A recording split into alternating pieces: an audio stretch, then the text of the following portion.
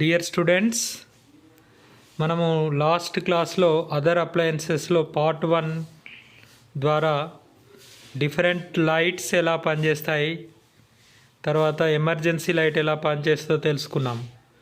Welcome to the online classes. Board of intermediate education Telangana government ఆధ్వర్యంలో నిర్వహించబడుతున్న ఈ online క్లాసెస్కి మీ అందరికీ స్వాగతం, సుస్వాగతం. ఎలక్ట్రికల్ టెక్నీషియన్ కోర్స్ చాలా వాల్యుబుల్ కోర్స్. దీంట్లో electrical appliances, domestic appliances and rewinding అనే పేపర్ 2 యొక్క 4th చాప్టర్ అదర్ అప్లయన్సెస్ ఈరోజు మీకు తెలియజేస్తున్నాను. ఐఎమ్ మంతెన శ్రీనివాస్, జేఎల్ఈ నీటి, జీజేసీ బాయ్స్ గోదావరికని. ముందుగా ఈ కార్యక్రమాన్ని నిర్వహిస్తున్న బోర్డ్ ఆఫ్ ఇంటర్మీడియట్ కమిషనరేట్ మరియు అదర్ టెక్నికల్ టీం పెద్దలందరికీ హృదయపూర్వక కృతజ్ఞతలు. ఎందుకంటే పేద విద్యార్థులు చదివే ప్రభుత్వ కళాశాలలో ఆన్లైన్ క్లాసెస్ ద్వారా జ్ఞానాన్ని అందించడానికి ప్రయత్నం చేస్తున్న అందరికీ పేరు పేరున కృతజ్ఞతలు. విద్యార్థులారా, ఈరోజు మనం అదర్ అప్లయన్సెస్లోని పార్ట్ 2లోకి ఎంటర్ అవుతున్నాము. చాలా శ్రద్ధగా విని అన్ని విషయాలు నేర్చుకోండి. సో మొట్టమొదటిగా అదర్ అప్లయన్సెస్లో ఎలక్ట్రికల్ బెల్ అనేది చాలా ఇంపార్టెంట్ అప్లయన్స్. ప్రతి ఇండ్లలో ఎలక్ట్రికల్ బెల్ ఉంటుంది. అంటే మనము ఎటన్నా వెళ్ళి వచ్చారు, లేకపోతే ఎవరైనా కొత్త వారు వచ్చారు, ఇంట్లో ఉన్నారా లేదా, లేకపోతే ఎవరైనా కాల్ చేయడానికి కానీ ఇలా వాడుతూ ఉంటాం మనం electrical bell. So electrical bell గురించి చూద్దాం. చూడండి, electrical bell is constructed to meet different needs like signalling, calling etcetera. Signalling చేయడానికి కానీ కాల్ చేయడానికి కానీ వాడే ఒక పరికరము electrical bell. When the current is passed through a solenoid coil, a piece of soft iron piece near the solenoid will be attracted due to the magnetic effect of electric current. కాబట్టి ఎప్పుడైతే ఒక piece of iron మ్యాగ్నెట్గా మారి attract చేయబడుతుందో అప్పుడు ఆ రెండింటి మధ్య tinkering జరుగుతుంది. When the current is switched off, the solenoid coil is demagnetised and the soft iron piece is separated. So ఒకటి కరెంట్ ఇచ్చినప్పుడు ఆ సాఫ్ట్ ఐరన్కి అక్కడ ఉండే కాయిల్కి మధ్య అటాచ్మెంట్స్ ఉంటాయి. మామూలు అప్పుడు డిటాచ్ అవుతుంది. ఈ అటాచ్ అండ్ డిటాచ్మెంట్లో కారణంగా ఎలక్ట్రికల్ బెల్ పనిచేస్తుంది. Electrical bell are used where loud sound is required in place like residential houses, departmental stores, educational institutions, hotels. ఇక్కడ మనకి ఎలక్ట్రికల్ బెల్స్ చాలా ఉపయోగపడతాయి. అదే బజర్స్ అనుకోండి, buzzers are used in the place like hospitals, offices. తక్కువ sound అవసరం ఉన్న కాడ బజర్స్ వాడుతుంటారు. Where in mild buzzing is given to call the individual without disturbing others. ఎవరికి డిస్టర్బెన్స్ లేకుండా వాడేదాన్ని అక్కడ మైల్డ్ బజింగ్ అట్లాంటప్పుడు ఆ పరికరాలన్నీ మనం వాడుతూ ఉంటాం. సో ఇందులో మరి బెల్స్ ఎన్ని రకాలు, వాటి గురించి ఇప్పుడు మనం తెలుసుకుంటాం. Single stroke bell, double stroke bells అని లేదా డింగ్ డాంగ్ బెల్స్ అని అంటారు. సో వీటి గురించి మనం ఇప్పుడు 1 by 1 తెలుసుకుంటాం. సో సింగిల్ స్ట్రోక్ బెల్లో ఏం జరుగుతుందో చూద్దాం. చూడండి, the construction of the standard single stroke bell is a device which is shown in the figure. ఒకసారి పటంలో చూడండి. In this the clapper strikes the gang only. The basic part was solenoid coil and pivoted armature clapper gang frame. When supply was put on, the coil becomes electromagnet and attracts the armature, and the clapper which was attached to the armature was moved along with the armature and strikes the gang and makes a sound. It will be that position until the supply was put off. When the supply is put off, the electromagnet gets, అంటే supply foot of అయ్యేదాకా single stroke పడుతూనే ఉంటుంది మనకు అక్కడ. రెండో చూడండి, vibrating bell. Vibrating బెల్కి అక్కడ రెగ్యులర్గా టింకరింగ్ అవుతూ ఉంటుంది. ఈ వైబ్రేటింగ్ బెల్ ఎలా ఉందో చూద్దాం. చూడండి, The construction is standard vibrating bell is shown in the figure.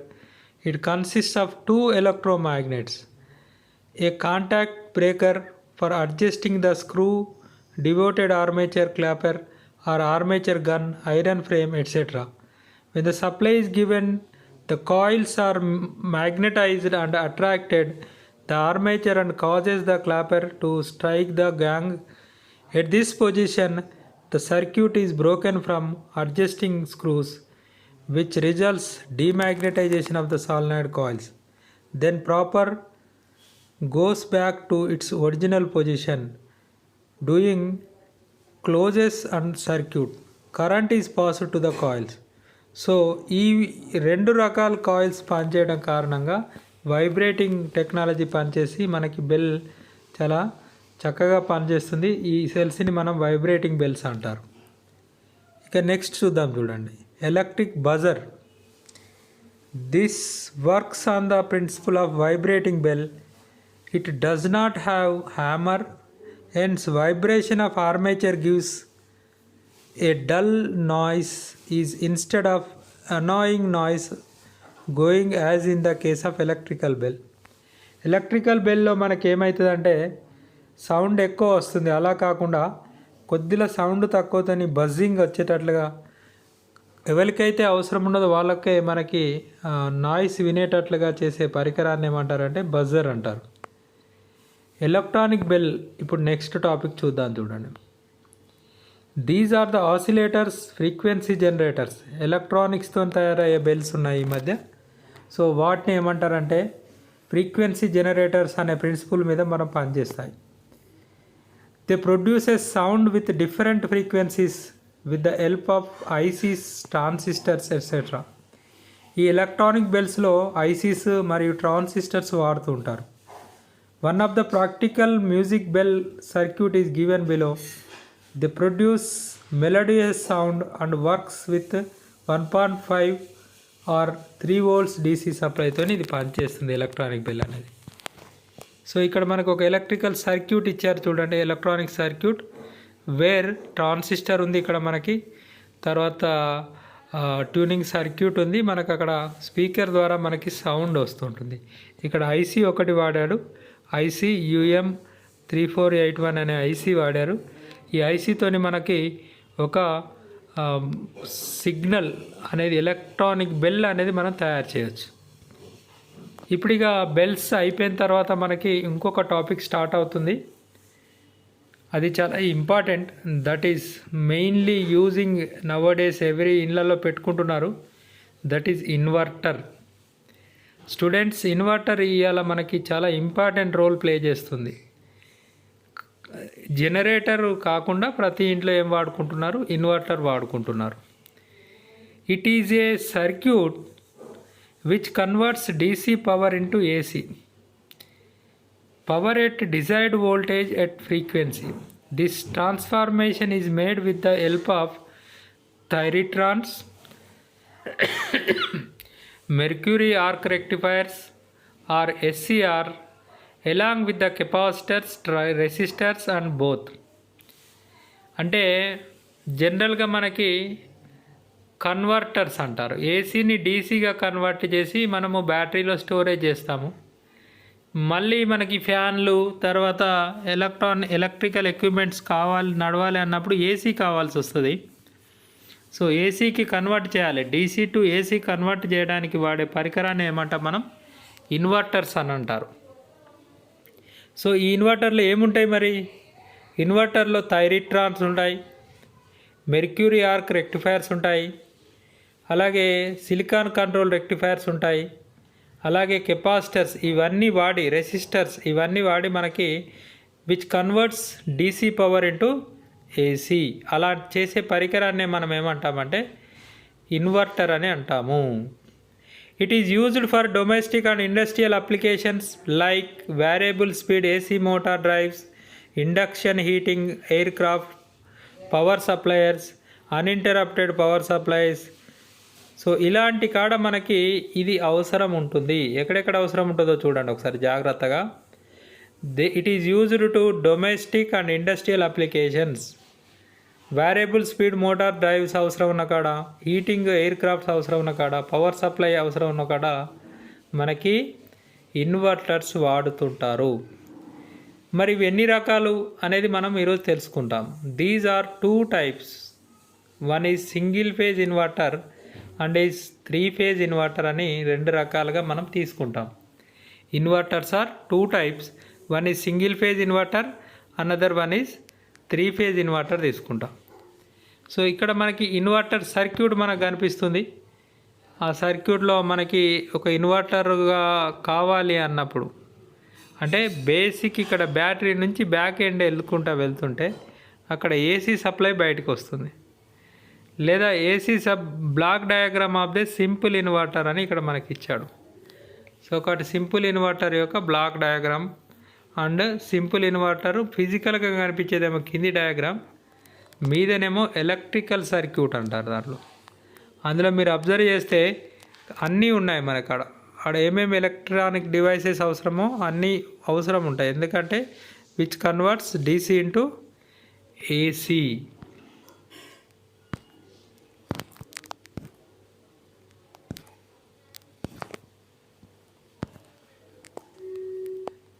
DC into AC conversion జరగడం కోసం మనకి ఇన్వర్టర్ మనకి యూజ్ అవుతుంది.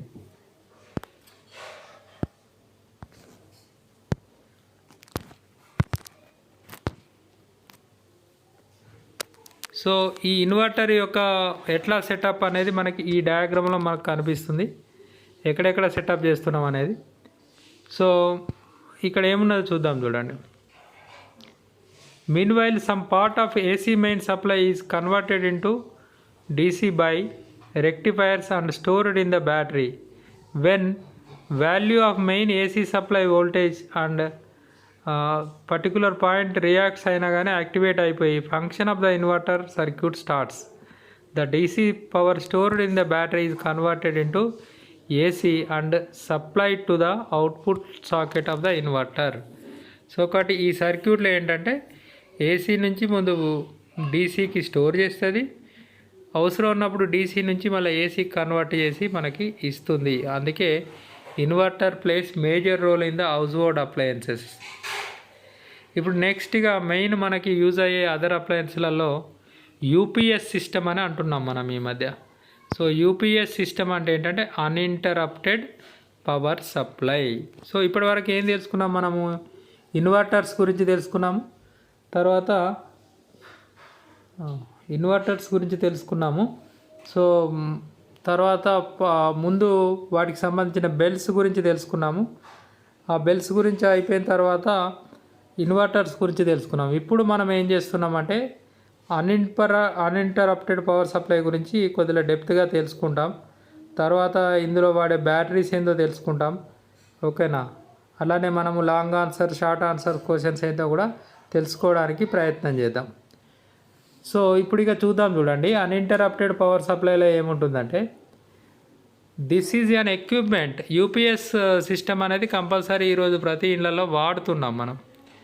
ఎందుకంటే పవర్ సప్లై మనం సిస్టమ్ వాడే కాడ ప్రతి కాడ ఏమైందంటే అన్ఇంటరప్టెడ్ పవర్ సప్లై మనము అవసరం ఏర్పడుతుంది. ఎందుకంటే సిస్టమ్ పని చేస్తున్నప్పుడు సడన్గా పవర్ సప్లై పోయింది అనుకోండి, అక్కడ మధ్యలోనే స్టోరేజ్ ఆగిపోయే అవకాశం ఉంటుంది.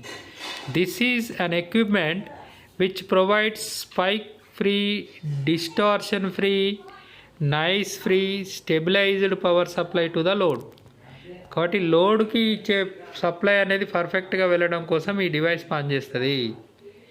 It is connected in series between the main supply load.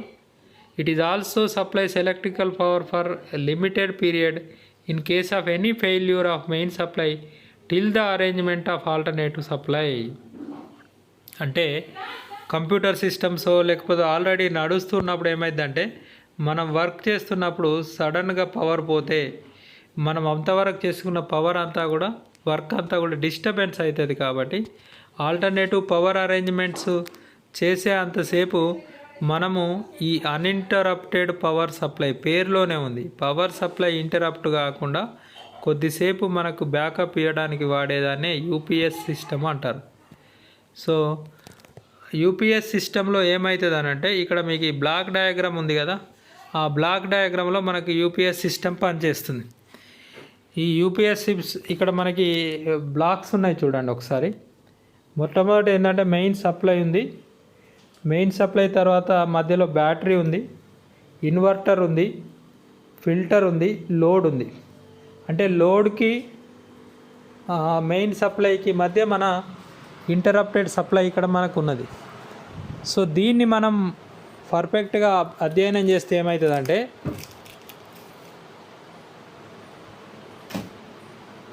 మనకి యూపీఎస్ సిస్టమ్ ఏందో మనకు తెలుస్తుంది. అంటే మెయిన్ సప్లైకి తీసుకొని మనం బ్యాటరీలో స్టోర్ చేసి పెట్టుకుంటాము. అది ఇన్వర్టర్ దానికి సిరీస్లో ఉంటుంది. అంటే you can convert from AC to DC and DC to AC convert చేసుకోవడానికి వీలుగా మన యూపీఎస్ సిస్టమ్ని అరేంజ్ చేసుకుంటాం. సో ఇది ముఖ్యంగా కంప్యూటరైజ్డ్ డివైసెస్ కానీ. మరి ఇక్కడ ఫిల్టర్స్ ఏంటివి అంటే కన్వర్ట్ చేసిన ఏసీ టు డీసీ ఆ ప్యూరిటీకి మెయింటైన్ చేయడానికి, డేటా పర్ఫెక్ట్గా స్టోరేజ్ కావడానికి, లోడ్కి మనం పర్ఫెక్ట్గా సప్లై ఇవ్వడానికి మనకి ఈ యూపీఎస్ సిస్టమ్ మనకి యూజ్ అవుతుంది. కాబట్టి మీరు ఎక్కడ కంప్యూటర్ సిస్టమ్స్ అయినా ఇవన్నీ వాడినప్పుడు కంపల్సరీ యూపీఎస్ సిస్టమ్ అంటారు. యూపీఎస్ సిస్టంలో ఏంటంటే బేసిక్గా బ్యాటరీస్, ఇన్వర్టర్స్ ఇవన్నీ మనకి కలిసి ఇది ఒక జాయింట్గా మనకి బ్యాకప్ ఇస్తుంది. అది రైట్. ఇప్పుడు ఏంటి అసలు ఇక్కడ ఏం జరుగుతుంది అనేది మనం కొద్దిగా బేసిక్గా అబ్జర్వ్ చేస్తే మనకి విషయాలు తెలుస్తాయి. So on failure of mains AC supply voltage sensor reacts and activates. Sensor reacts and activates. So కాబట్టి యాక్టివేట్ అయ్యి ఏం చేస్తాయంటే ద ఫంక్షన్ ఆఫ్ ఇన్వర్టర్ పనిచేయడం మొదలైపోతుంది పవర్ సప్లై పోగానే. The DC power store in the battery is converted into AC by inverter and supplied to the load through the voltage sensor switches. Power పోగానే ఏమైందంటే ముందు already బ్యాటరీలో store అయి ఉన్న DC power కాస్త inverter ఏం చేస్తుంది అంటే వెంటనే ఏసీగా మార్చేసేసి ఆ ఏసీ సప్లై దేనికైతే అవసరం ఉన్నదో ఆ వోల్టేజ్ సెన్సార్ స్విచ్ల ద్వారా వాటికి పంపించడం జరుగుతుంది. సో కాబట్టి ఫస్ట్ ఇక్కడ సెన్సార్స్ యాక్టివేట్ కావడం, పవర్ సప్లై పోగానే ఇన్వర్టర్ని యాక్టివేట్ చేయడం, కన్వర్షన్ జరగడం, ఇది స్టెప్ బై స్టెప్ ప్రాసెస్లో జరిగిపోతూ ఉంటుంది. టెన్అప్ provides smooth and corruption free AC supply. Basically up systems are two types. So ఇక్కడ ఏమవుతుందంటే corruption free and noise free ఉండే సప్లై ఇవ్వాలంటే కంపల్సరీ ఇవి రెండు రకాలు. ఒకటి ఏంటంటే stand by UPS system, online UPS system అని రెండు రకాలుగా మనం యూపీఎస్ సిస్టమ్ని డివైడ్ చేస్తారు.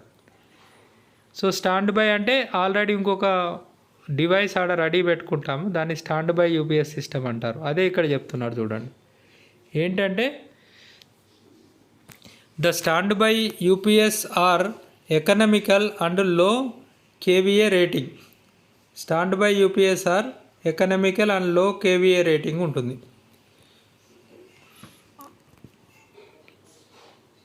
ఇది 0 to 15 kVA. So in this type inverter starts its function on failure of AC main supply, whereas online UPS the inverter is always on and they are available up to 500 kVA rating ద్వారా కూడా సాధ్యమవుతుంది. కాబట్టి online UPS system కొద్దిగా ఎక్కువ capacities అవసరం ఉన్న కాడ online వాడతారు. చిన్న చిన్న వాటిలలో స్టాండ్ బై యూపీఎస్ సిస్టమ్నే మనం వాడుకుంటాము. So the purpose is what, power supply disturb కాకుండా మన వర్క్లో అప్పటి వరకు చేసిన దాన్ని కంటిన్యూ అవ్వడం కోసమే ఇదంతా మనం తిప్పల పడుతున్నాము. సో ఇప్పుడు ఇక చూద్దాం చూడండి. సో బ్యాటరీ ట్రబుల్ షూటింగ్ ఏంటిది, అసలు ఏమవుతుంది బ్యాటరీ, కొన్ని చాలా ఇంపార్టెంట్ ప్రశ్నలు ఇక్కడ మనకు అడిగారు. Battery not taking charging current, దానికి కారణాలు ఏమేమి అయి ఉంటాయి అని అడుగుతున్నాడు ఇక్కడ. ఒకటి ఏం కారణం అంటే ఓపెన్ సర్క్యూట్ అయి ఉండడము, లేదా లోపల ఫ్యూజ్ ఎగిరిపోవడం కానీ, బ్రేకర్ ట్రిప్ అయ్యడం కానీ, ఛార్జర్ ప్రాబ్లం కానీ ఉండడం వల్ల అది బ్యాటరీ నాట్ టేకింగ్ ఛార్జింగ్ ఓకేనా, అది జరిగే అవకాశం ఉంటుంది. Over heating of the battery while charging, battery charging అయ్యేటప్పుడు ఓవర్ హీటింగ్ ఎందుకు అవుతుంది అని అన్నాడు. ఏం చేస్తారు, ఇన్అడెక్వేట్ వెంటిలేషన్ ఉండడం వల్ల ఓవర్ హీటింగ్ అవుతుంది, లేదా స్పేస్ కన్స్టెంట్స్ వల్ల అవుతుంది, high charge rate for two long periods. అంటే జనరల్గా battery charging constant voltage method, constant current method ద్వారా చేస్తుంటాము. సో కాబట్టి ఛార్జింగ్ రేట్ ఒక పర్టికులర్ రేట్ దాటితే ఏమవుతుందంటే అది ఓవర్ హీటింగ్ అయ్యే అవకాశం ఉంటుంది. సో నెక్స్ట్ వచ్చేసి చూడండి, over heating of the battery while discharging. Charging అప్పుడు అది కారణమైతే డిశ్చార్జింగ్ అప్పుడు ఓవర్ హీటింగ్ ఎప్పుడు అవుతుంది. That is high rate of discharge for long period, short between plates మధ్య షార్ట్ సర్క్యూట్ కావడం కానీ, సో లేదనుకుంటే rate of discharge for long period ఉండడం వల్ల కానీ మనకి అది హీట్ అయ్యే అవకాశం ఉంటుంది. ఇక లాస్ట్ ఏంటంటే ఎలక్ట్రోలైట్ లో లెవెల్లో ఉంటే ఏంటి కారణం ఎందుకు అవుతుంది అంటే లీకింగ్ ఎలక్ట్రోలైట్ కావచ్చు, లేకపోతే క్రాక్డ్ జార్ కావచ్చు, evaporation due to over charging, discharging. అసలు బ్యాటరీకి ప్రాణమే ఎలక్ట్రోలైట్. అంటే అందులో వాడే H2SO4 సల్ఫ్యూరిక్ యాసిడ్ ఏదైతే ఉందో మనము దాని లెవెల్ అనేది ఎప్పటికీ ఫుల్ ఫ్లెడ్జ్డ్గా మెయింటైన్ చేస్తూ ఉండాలి. అంటే యూపీఎస్ సిస్టమ్ మొత్తానికి హాట్ బ్యాటరీ యొక్క ఫంక్షన్ అనేది మనం పర్ఫెక్ట్గా ఉంచాలంటే బ్యాటరీలో ఉండే ఎలక్ట్రోలైట్ లెవెల్ పర్ఫెక్ట్గా మనం మెయింటైన్ చేయాలనుకున్నప్పుడు బ్యాటరీలో ఎందుకు లెవెల్ పడిపోద్ది అంటే ఒకటేమో లీకేజ్ ఆఫ్ ఎలక్ట్రోలైట్ వల్ల అవుతుంది, లేకపోతే ఆ జార్ ఎక్కడన్నా పగుళ్ళు ఏర్పడడం కానీ, ఓవర్ హీటింగ్ ఓవర్ డిశ్చార్జింగ్ వల్ల అందులో వేపరైజ్ అవుతుంటుంది. అందుకే మీరు కార్లో కానీ లేకపోతే ఎక్కడికైనా వెళ్తున్నప్పుడు బ్యాటరీలలో డ్రైవర్ ఆపి అందులో ఇంత డిస్టిల్డ్ వాటర్ పోస్తుంటాడు టు మెయింటైన్ ద ఎలక్ట్రోలైట్ అన్నట్టు. సో కాబట్టి మీరు బ్యాటరీని బాగా కాపాడుకుంటే యూపీఎస్ సిస్టమ్ని మనం కాపాడుకోవచ్చు. సో ఈ స్లైడ్ చాలా చక్కగా అన్ని విషయాలు వివరించింది. ట్రబుల్ షూటింగ్ ఆఫ్ ద బ్యాటరీని చిన్న ప్రాబ్లమ్స్ నుంచి మనం కాపాడుకుంటే, బ్యాటరీలో ఛార్జింగ్ ఉంటే కదా inverter AC to DC to AC convert చేస్తే మనకు బ్యాకప్ అందుతుంది. సో కాబట్టి ఇందులో మేజర్ రోల్ ప్లే చేస్తుంది. సో చివరికి వస్తున్నాం స్టూడెంట్. సో ఇప్పుడు ఇక మనము అసలు టెక్స్ట్ బుక్ క్వశ్చన్స్ ఏంటి, మొత్తము మనము పార్ట్ 1 చెప్పుకున్నాము, పార్ట్ 2 చెప్పుకున్నాము. ఈ పార్ట్ 1 పార్ట్ 2లలో మనకి ఏమేమి క్వశ్చన్స్ అడుగుతారు, అసలు మన ఇంటర్మీడియట్ బోర్డ్ ఆఫ్ ఎడ్యుకేషన్లో అదర్ అప్లయన్స్లలో అసలు క్వశ్చన్స్ ఏముంటాయి అనేది మనం చూద్దాం. సో క్వశ్చన్స్కి వెళ్ళక ముందు ఇప్పుడు పార్ట్ 2లో మనం ఏం చెప్పుకున్నాము, ఒకటేమో బెల్స్ గురించి చెప్పుకున్నాము, రెండేదేమో బజర్స్ గురించి చెప్పుకున్నాము, మూడేదేమో యూపీఎస్ సిస్టమ్ గురించి తెలుసుకున్నాము, తర్వాత ఇన్వర్టర్స్ గురించి చెప్పుకున్నాము. సో ఇలా వాటన్నిటి గురించి చెప్పుకుంటూ వచ్చాము. చివరికి ఇప్పుడు మనము బ్యాటరీలో ట్రబుల్ షూటింగ్ ఎలా జరుగుతుంది, ఆ ట్రబుల్ షూటింగ్ని మనము ఏమేం ప్రాబ్లమ్స్ వస్తాయని మనం ఇంతకుముందు స్లైడ్లో చాలా చక్కగా తెలుసుకున్నాం మనం. సో కాబట్టి ఇవన్నీ కూడా 1 by 1 మనం తెలుసుకుంటూ వచ్చాం. ఏంటంటే అసలు యూపీఎస్ సిస్టంలో ఏమేమి ఉన్నాయి, everything we are studied. Now we are come to a concluding point that ఇందులో క్వశ్చన్స్ ఏమొస్తున్నాయి, ముఖ్యంగా షార్ట్ ఆన్సర్ క్వశ్చన్స్. మొత్తం అదర్ అప్లయన్స్లో షార్ట్ ఆన్సర్ క్వశ్చన్స్ చూద్దాం. చూడండి ఒకటి, name the different type of electrical lamps అన్నాడు. ఎలక్ట్రికల్ ల్యాంప్స్ ఏమేమి రకాలు ఉన్నాయి మనము పార్ట్ 1లో చెప్పుకున్నాం. Incandescent lamps, fluorescent lamps, discharge lamp. Fluorescent lamp comes under discharge lamp. తర్వాత ఆర్క్ ల్యాంప్స్, ఓకేనా, అవన్నీ గురించి కూడా మనం ల్యాంప్స్ గురించి తెలుసుకున్నాం. సో నెక్స్ట్ చూడండి, ఫ్లోరోసెంట్ ల్యాంప్ యొక్క కనెక్షన్ డయాగ్రామ్ అని అడుగుతున్నాడు. ఫ్లోరోసెంట్ ల్యాంప్ అంటే ట్యూబ్ లైట్ కనెక్షన్ డయాగ్రామ్ను గీయండి అంటున్నాడు. చక్కటి స్లైడ్ ఉంది, పార్ట్ 1లో మనం చూపెట్టాము. ఫ్లోరోసెంట్ ట్యూబ్ లైట్లో మనకేది, ఒక ట్యూబ్ లైట్ అంటే ఏంటిది, ట్యూబ్ ఉంటుంది, స్టార్టర్ ఉంటుంది, చౌక్ ఉంటుంది. వీటి మధ్య సింగిల్ లైన్ డయాగ్రామ్ మనము గీయొచ్చు. అది గీస్తే దానికి సరిపోయే మార్క్స్ మనకు వస్తాయి. వాట్ ఈజ్ CFL అంటారు. So compact fluorescent tube lights. అవి అంటే చిన్నగా ట్యూబే కానీ దాన్ని ఏం చేశారు, చిన్నగా చేశాడు కాబట్టి సిఎఫ్ఎల్ ల్యాంప్స్ అంటారు. ఇప్పుడు చాలా వాడుతున్నారు మనకు CFL lamps.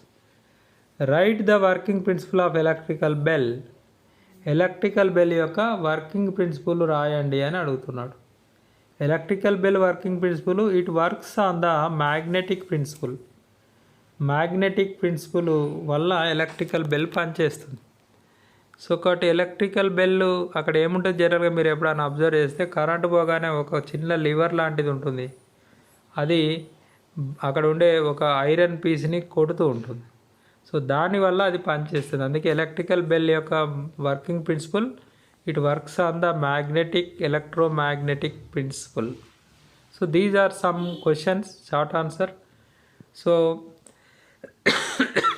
Long answer type questions గురించి చూద్దాం ఇప్పుడు. ఇక explain the construction and working of emergency light. మనం పార్ట్ 1లో చక్కగా వివరించుకున్నాము. ఎమర్జెన్సీ లైట్ అంటే ఏంటి, మనం కరెంటు పోగానే మన ఇంట్లో ఆన్ అయ్యేటట్లుగా ఆటోమేటిక్ పెట్టుకోవచ్చు, లేదా మనమే ఆన్ చేసేటట్లుగా ప్రతి ఇంట్లో ఈరోజు ఉంటుంది. చాలా important domestic appliances. So emergency లైట్లో 2 సర్క్యూట్స్ ఉంటాయి. ఒకటేమో మనం ముందు స్టోర్ చేసుకోవాలి కదా. ఎమర్జెన్సీ లైట్ అంటే ఏంటి, మామూలు అప్పుడు ఎలక్ట్రికల్ సప్లైని తీసుకొని దాంట్లో స్టోర్ చేసుకుంటాము. అది పోగానే మనకు అది లైట్ ఇవ్వాలి. అంటే which stores the electrical energy and which produces the light అనేది 2 పార్ట్స్గా డివైడ్ చేసుకున్నప్పుడు అక్కడ మనకి బ్రిడ్జ్ రెక్టిఫైయర్ పనిచేస్తుంది. అంటే ఛార్జ్ లైట్ స్టోర్ కావాలంటే 230 volts కాకుండా బ్యాటరీ వోల్టేజ్కి కన్వర్ట్ చేయాల్సి వస్తుంది. సో ఇది కొద్దిగా మంచిగా పటం వేసి వివరించాలి మీరు. దాని లాంగ్ ఆన్సర్ టైప్ క్వశ్చన్ కిందకి వచ్చింది. రెండోది, what is voltage stabiliser, explain it's working. Voltage stabiliser తెలుసు కదా మీకు, టీవీస్కి కానీ అన్నిటికీ సప్లై పర్ఫెక్ట్గా అందాలి ఫ్రిడ్జ్కి. అక్కడ స్టెబిలైజింగ్ ద వోల్టేజ్, దానికి వోల్టేజ్ స్టెబిలైజర్ అంటారు. Explain about inverter and UPS అంటారు. ఇప్పుడు మనము పార్ట్ 2లో చెప్పుకున్నాం ఇది. ఇప్పుడు మనం ఈరోజు క్లాస్లో చెప్పుకుంటున్నాం. ఇన్వర్టర్ అంటే which converts DC to AC. Diodes ఏమో ఏసీ నుంచి డీసీగా కన్వర్ట్ చేస్తాయి. తర్వాత ఇక్కడ ఇవేమో ఏం చేస్తుంది, మనకు డీసీ నుంచి ఏసీగా కన్వర్ట్ చేయడానికి ఇన్వర్టర్ పనిచేస్తుంది. మరి యూపీఎస్ సిస్టమ్ అంటే ఏంది, uninterrupted power supply. Power supply interruption కాకుండా ఒక సిస్టమ్. అందులో ఏమేమి ఉంటుంది, ఇన్వర్టర్ ఉంటుంది, బ్యాటరీ ఉంటుంది, తర్వాత కన్వర్ట్ చేయడానికి సిస్టమ్స్ ఉంటాయి. అవన్నిటి ద్వారా మనకి లోడ్కి పవర్ సప్లై పోయినా కూడా డిస్టర్బ్ కాకుండా సప్లై చేసే సిస్టమ్ని యూపీఎస్ సిస్టమ్ అంటారు. Explain the trouble shooting of UPS సిస్టంలో రకరకాల ప్రాబ్లమ్స్ గురించి తెలుసుకున్నాం. To selection inverter for different loads. Different లోడ్స్కి ఇన్వర్టర్స్ని ఏవేవి వాడాలి అనేది కొంత మనకి అవసరం ఉంటుంది. దాని గురించి కొన్ని కండిషన్స్ మనం అప్లై చేయాలి. To select an inverter for different loads, draw the block diagram of UPS and explain. ఇంతకుముందే తెలుసుకున్నాం మనకి ఇక్కడ బ్లాక్ డయాగ్రామ్ ఇది. వీళ్ళు ఏమైంది, మెయిన్ సప్లై వచ్చింది, బ్యాటరీ వచ్చింది, ఇన్వర్టరు, ఫిల్టరు, లోడు, ఇది మొత్తం కలితే ఇందులో మొత్తం 5 పార్ట్స్ ఉన్నాయి. ఈ 5 పార్ట్స్ ఉట్టప్పుడేమో స్టోర్ చేసుకోవాలి, అవసరం ఉన్నప్పుడైనా ఇవ్వాలి. సో ఇది చాలా ఇంపార్టెంట్ క్వశ్చన్. సో ఇలా మనము short answer questions, long answer questions మనము ఈ అదర్ అప్లయన్స్లో అడిగేటివన్నీ మనం తెలుసుకున్నాం. ఆన్ జాబ్ ట్రైనింగ్లో ఏం అడుగుతారు అనేది మనం ఇక్కడ కొన్ని క్వశ్చన్స్ చూద్దాం. చూడండి, servicing and repairing of stabiliser. మనం ఆన్ జాబ్ పోయినప్పుడు మనం ఎక్కడైతే ఫర్మ్స్కి వెళ్తామో అక్కడ ఇవి నేర్చుకుంటుంటాం మనం ఆన్ జాబ్ ట్రైనింగ్లో. అదేంటంటే స్టెబిలైజర్ని రిపేర్ చేయడం ఎలా, స్టెబిలైజర్ మెయింటెనెన్స్. స్టెబిలైజర్ ఒకటే కాదు, స్టెబిలైజరు, ఇన్వర్టరు, వీటి యొక్క రిపేర్ అండ్ మెయింటెనెన్స్ అనేది తెలుసుకోవాలి. తర్వాత ఐడెంటిఫికేషన్ పార్ట్స్ ఆఫ్ స్టెబిలైజర్. స్టెబిలైజర్లో ఏమేం పార్ట్స్ ఉంటాయి. స్టెబిలైజర్లో జీనా డయోడ్ వాడతారు. ఆ జీనా డయోడ్ ఆధారంగా ఒక పర్టికులర్ వోల్టేజీ పెరగగానే అది వోల్టేజ్ని స్టెబిలైజ్ చేస్తుంది. కాబట్టి స్టెబిలైజర్లో ఉన్న మెయిన్ పార్ట్స్ని మనము ఆన్ జాబ్ ట్రైనింగ్లో ఉన్నప్పుడు అక్కడ ఉండే షాప్స్లో, తర్వాత వర్క్షాప్లలో మనం నేర్చుకోవాలి. ఇంకోటి ఏంటంటే ద మెయిన్ ఏంటి, identification parts of the inverter and UPS. ఒక స్టూడెంట్గా, సెకండ్ ఇయర్ స్టూడెంట్గా, domestic appliances and rewinding paper 2 చదివిన విద్యార్థిగా మనము థియరీలో ఇప్పుడు అదర్ అప్లయన్స్లో ఇన్వర్టర్ గురించి, యూపీఎస్ సిస్టమ్ గురించి తెలుసుకున్నాం. కాబట్టి మనం వీటిని ఐడెంటిఫై చేయగలిగేటట్లుగా ఉండాలి. సో కాబట్టి మనం షార్ట్ ఆన్సర్ క్వశ్చన్ చెప్పుకున్నాము, on job training related question చెప్పుకున్నాము. విత్ దిస్ అదర్ అప్లయన్సెస్ యొక్క పార్ట్ 2 పర్ఫెక్ట్గా మీకు అన్ని విషయాలు చెప్పడం జరిగింది. సో దీంతో మనకి డొమెస్టిక్ అప్లయన్సెస్లో paper 2 chapter 4 other appliances complete అయింది. So thank you very much everybody. Go in to the topic, కొంత సీరియస్గా చదవండి, ఎందుకంటే ఎలక్ట్రికల్ టెక్నీషియన్ కోర్స్ చాలా వాల్యుబుల్. రేపు జూనియర్ లైన్మెన్ పోస్టులకు కానీ రైల్వేలకు కానీ ఎక్కడ కరెంట్ అవసరం ఉంటుందో అక్కడ ఎలక్ట్రికల్ స్టూడెంట్స్ అవసరం ఉంటారు. కాకపోతే పవర్ అనేది మనకు కనిపించదు, కాబట్టి ఎక్కడైనా రిపేర్ చేస్తున్నప్పుడు సబ్జెక్ట్ మీద అవగాహన లేకుండా చేస్తే చాలా ఇబ్బందులు ఎదుర్కొనే అవకాశం ఉంటుంది. కాబట్టి విద్యార్థులు సబ్జెక్టు బాగా డెప్త్గా నేర్చుకోండి. గవర్నమెంట్ ప్రొవైడ్ చేస్తున్న ఈ ఆన్లైన్ క్లాసెస్ని చక్కగా వినియోగించుకోండి. గవర్నమెంట్ ఆఫ్ తెలంగాణ మనకి స్కాలర్షిప్ ఫ్రీ ఇస్తుంది, బుక్స్ ఫ్రీ ఇస్తుంది, అన్ని రకాల ఫెసిలిటీస్ ఇస్తుంది. ఇప్పుడు ఆన్లైన్ క్లాసెస్ కూడా ఇస్తున్నారు. కాబట్టి మీరు అందరు దీన్ని ఉపయోగించుకొని మీరు ఎదుగుతూ రాష్ట్రాన్ని ముందుకు తీసుకెళ్తారని ఆశిస్తున్నాను. This is Manthena Srinivas signing up, and we will meet in the other class. Thank you very much.